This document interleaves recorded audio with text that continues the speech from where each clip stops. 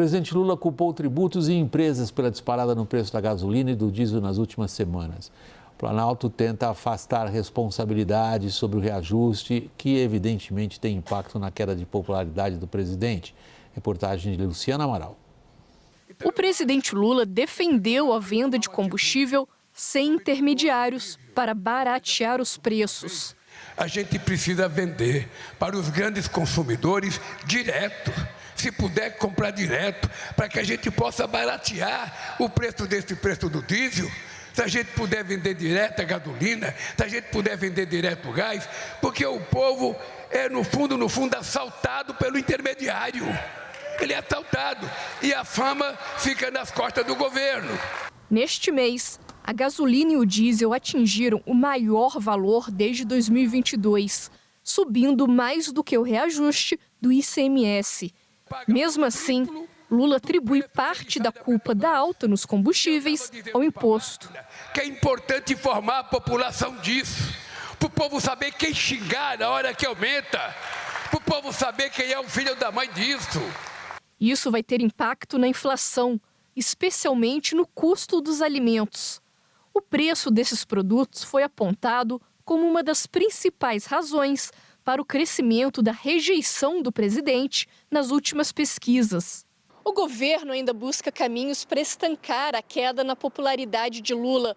O Planalto quer garantir espaços com a própria base, além de recuperar parte do eleitorado que se mostra decepcionado com esses 2 primeiros anos da gestão petista.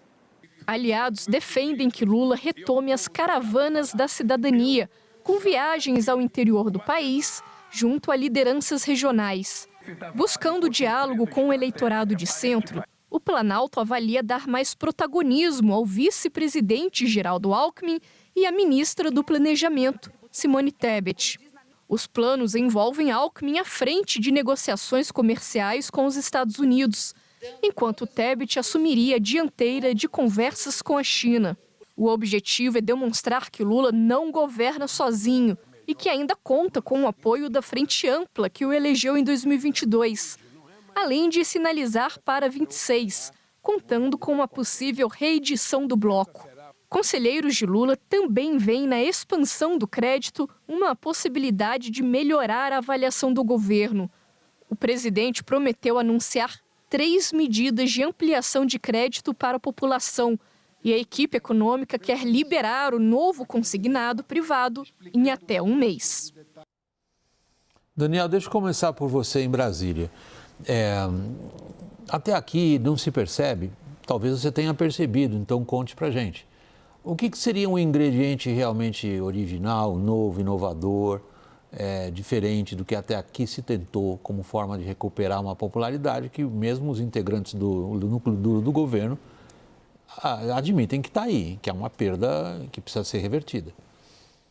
A resposta é taxativa, William, não tem. Veja, William, Lula e o PT jamais conseguiram assimilar que não saíram das urnas em 2022 verdadeiramente vitoriosos. Bolsonaro perdeu as eleições. A maioria do país não saiu de casa para votar no projeto de poder do PT ou em Lula. Votou contra Jair Bolsonaro. Isso parece que foi claro e se construiu uma frente ampla para as eleições de 2022 com esse propósito. E veja hoje, depois desse tombo no Datafolha, o que aconteceu.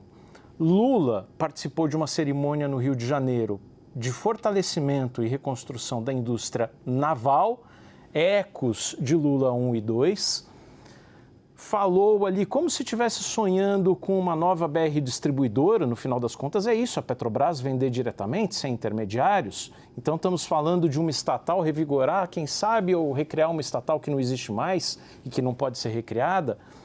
As pessoas não votaram nesse projeto de poder. As pessoas votaram apenas contra Jair Bolsonaro. E Lula entrega o quê? Entrega um presidente divisionista, ufanista de si, negacionista de seus erros. E não basta melhorar indicadores econômicos, isso certamente é uma pré-condição para o sucesso de qualquer governo. Mas as pessoas estão atrás de uma busca de conexão, de credibilidade com o seu líder. E é isso que Lula não entrega. Lula entrega uma percepção para a sociedade de que não tem ninguém à frente, de desmando, de falta de projeto de liderança e de mais do próprio grupo que lhe é peculiar, que é o PT, governando o país. O que se tem hoje não é uma frente ampla. Não adianta dizer ali que Simone Tebet vai participar daquilo, Geraldo Alckmin. O Palácio do Planalto só tem petistas e quem governa são os petistas. Deixa eu ver um ponto que você está levantando, Daniel, que é particularmente relevante. Você está levando a nossa atenção para a figura do personagem central desse, digamos, drama político, que é a do próprio Lula. Caio, nós estamos diante de um personagem político de tal forma desgastado que fica difícil acreditar que o emprego dos métodos que até aqui foram exitosos em eleições passadas deem alguma garantia que vão funcionar logo aí na frente, em 2026?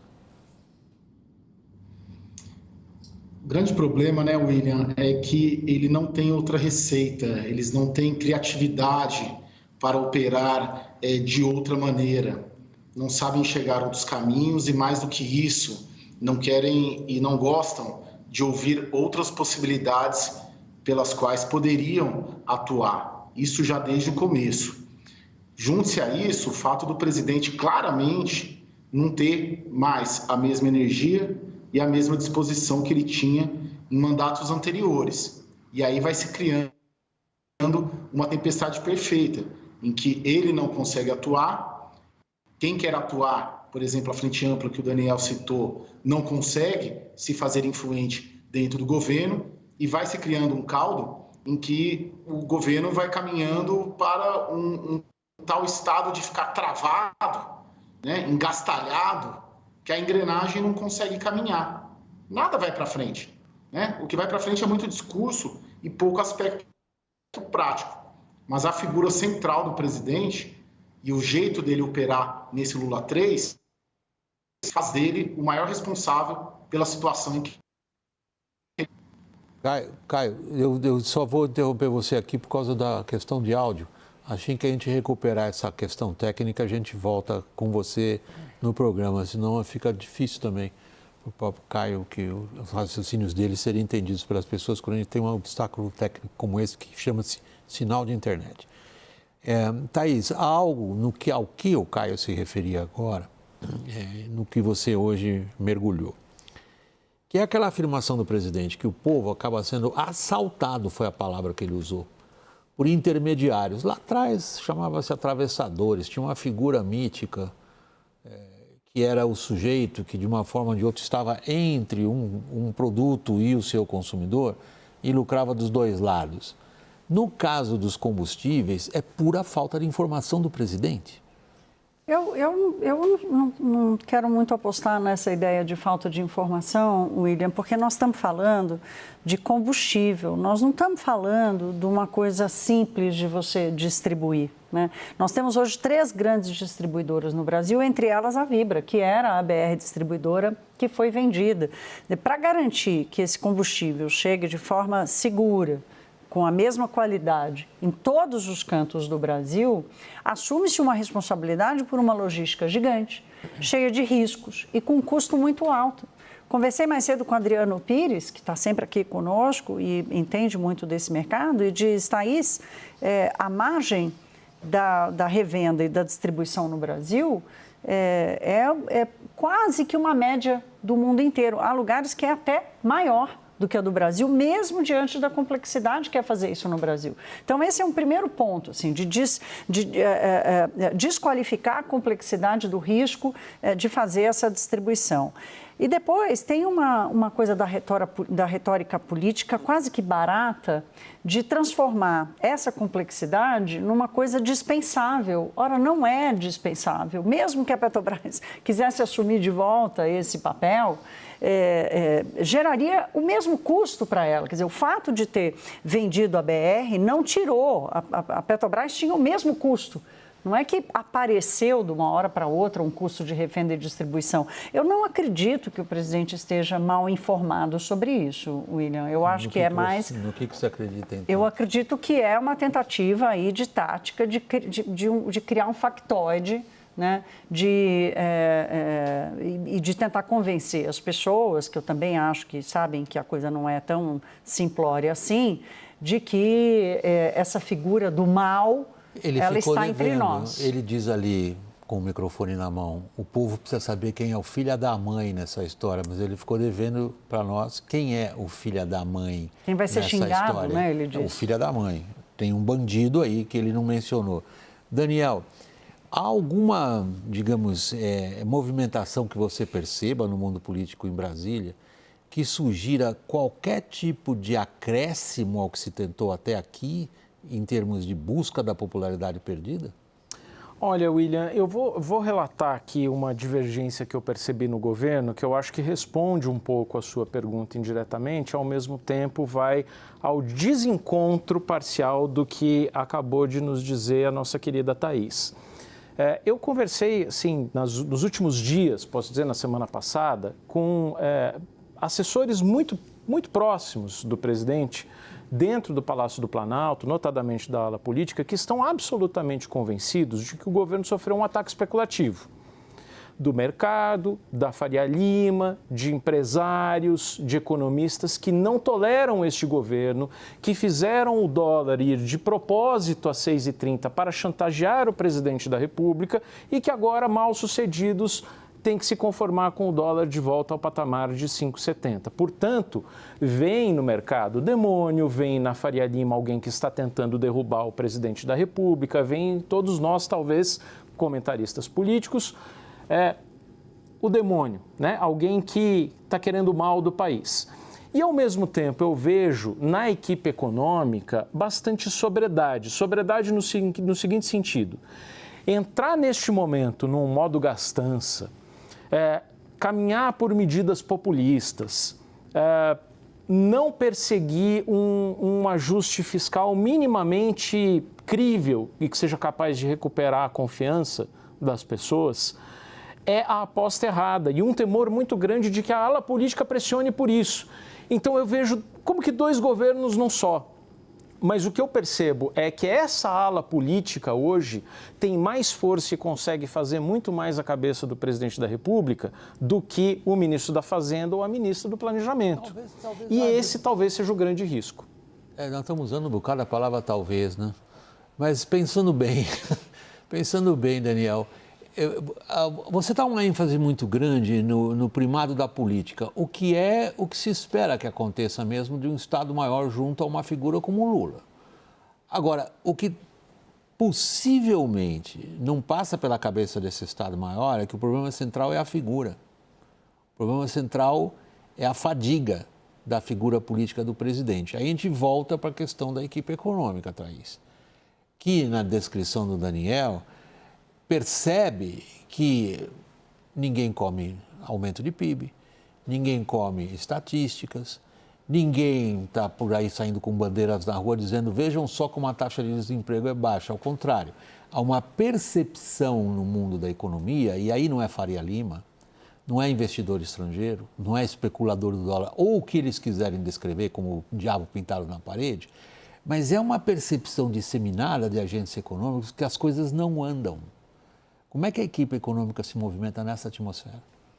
Olha, William, eu concordo com o Daniel que tem uma sobriedade aí, uma certa sobriedade no caminho, mas que de vez em quando tem uns tropeços. Hoje, por exemplo, o ministro Fernando Haddad, lá na Arábia Saudita, diz que uma inflação entre 4% e 5% é relativamente normal para o Brasil desde o Plano Real.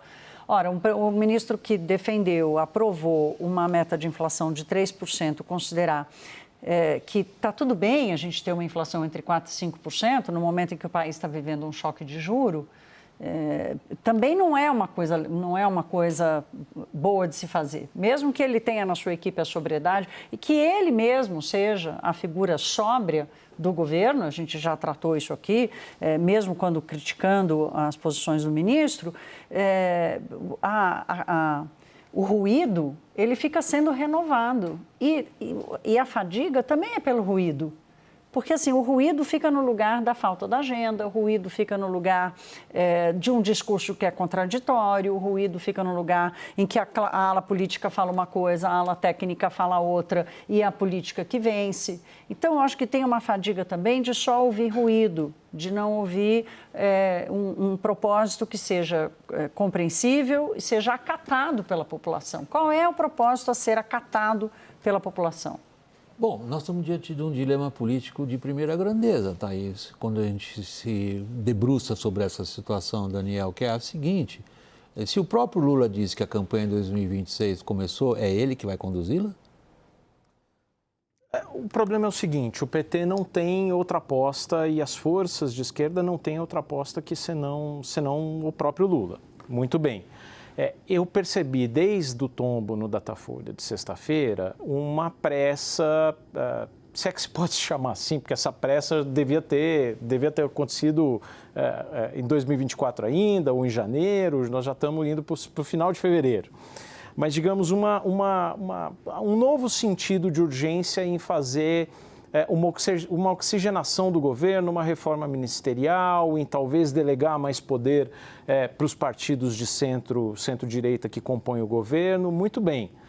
A questão é que quando você tem uma economia em desaceleração, inflação em alta, popularidade em baixa, todas as dificuldades colocadas ali no meio do caminho até a eleição em 2026, como é que se vai atrair ali um partido de centro-direita, que pode muito bem estar com Lula em 2026, mas pode muito bem estar com Tarcísio de Freitas, com Ratinho Júnior, com Romeu Zema e etc. Você tem menos elementos de sedução, porque fica parecendo para esses partidos todos que é entrar num barco furado ou num barco que está afundando. Então, eu não percebo agora, na base aliada do governo e nesses partidos que construíram a tal frente ampla, um apetite por se juntarem e salvarem o governo neste momento em que eles ganham muito poder e, convenhamos, eles não precisam de governo mais, não. Eles não precisam, eles têm emendas parlamentares, eles conseguem influenciar em políticas públicas quando elas chegam no Congresso. Para que pegar o Ministério de Ciência e Tecnologia ou o Ministério do Turismo, se eles podem muito mais?